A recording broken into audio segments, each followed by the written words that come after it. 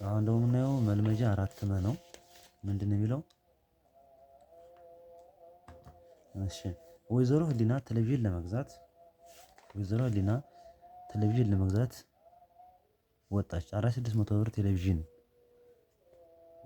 ብር ቴሌቪዥን እና የሽያጭ ታክሷ 7.5 ቢሆን በአጠቃላይ የቴሌቪዥን ለመግዛት ስንት ብር ያስፈልጋታል ነው የሚለው። ያ ማለት የቴሌቪዥን ዋጋ እሺ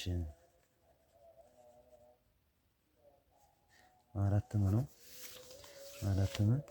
የቴሌቪዥን ዋጋ 4600 ብር ነው። 4600 አንደኛ 4600 ዋጋው ነው። ታክስ ደግሞ 7.5% ቢሆን ምን ይመጣል? 7.5 እሺ 4600 ታክሱን ስንሰራ 4600 ሲባዛ በ75 7.5 መቶኛ ማለት ነው። እናባዛ እስኪ መጀመሪያ ይሄ ማቃለል ይችላል። ነገራችን ላይ መቶ በመቶ ብናካፍለው ምን ይመጣል? መጨረሻ የምናገኘው ታክሱ 46 ሲባዛ በ7.5 እሺ 46 ሲባዛ በ7.5 345 ይመጣል። 345 ብር ታክሱ እንደዚህ ይመጣል። ከዛን ጠቅላላ የምከፍለው ማለት ደግሞ ዋናው ሲደመር ታክሱ ነው። ጠቅላላ ምን ይመጣል? ዋና ሲደመር ታክስ ያ ማለት ዋናው ስንት ነው? 4600 ሲደመር 345 እኩል ይሄን ይመጣል 4945 ብር ይሆናል ማለት ነው። 4945 ብር ይመጣል። ጠቅላላ የምከፍለው ይሄን ያክል ነው። ወይዘሮ ህሊና ይሄን መክፈል አለብሽ ግዴታሽ ነው። የአምሳ ክፍል ተማሪዎች ለ3 አመት 8600 ብር በ8% ወለድ ቆጠቡ። ከ3 አመት በኋላ ብሩን ማውጣት ቢፈልጉ በአጠቃላይ ስንት ብር ይሰጣቸዋል? እዩት። አሁን ይሄ በነገራችን ላይ በእንግሊዝኛ የምንሰራው ቲቶሪያል ይኖራል። ዛት ሚንስ ይሄ ወለድ ነው። ዘ ኮልድ ኢንተረስት በምንሰራበት ይሄ ሲምፕል ኢንተረስት ነው። ለሶስት አመት ነው ጊዜው። ስንተኛው ነው? ኦኬ ሁለተኛው ጊዜ 3 አመት ነው። ዋና ገንዘቡ 8600 ነው።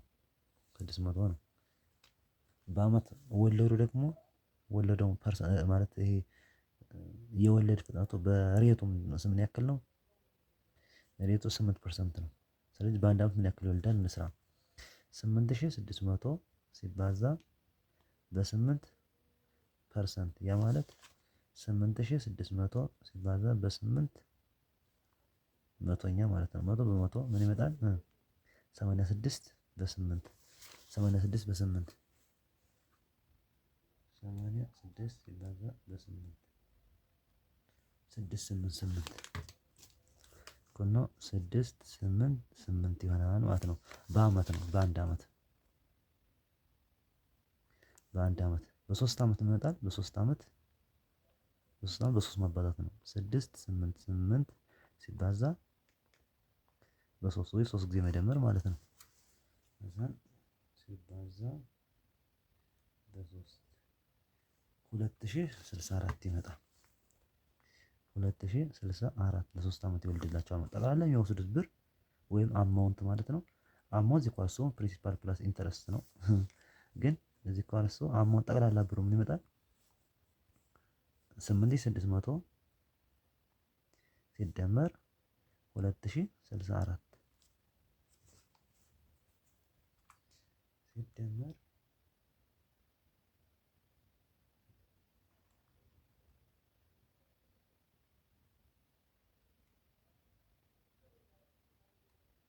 10664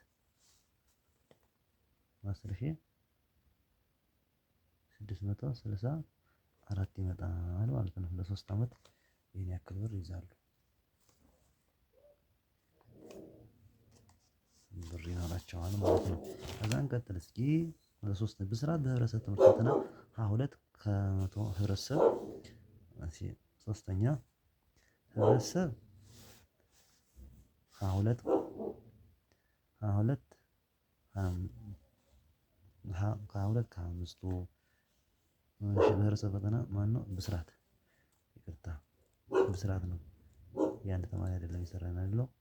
ወጋየሁ ደግሞ 0 ነጥብ ወጋየሁ 0.7 0.97 ወጋየሁ ወጋየሁ እና ክድጃ ደግሞ ክድጃ 84.5 ከልጃ ደግሞ 84.5% ከፍተኛ ውጤት ያስመዘገበው ማነው? በባል ደረጃ እናውጣ ነው። ከፍተኛ ያስመዘገበው ይሄ መጀመሪያ እናካፍለው 22 ሲካፈል ለ25 0.88 ይመጣል።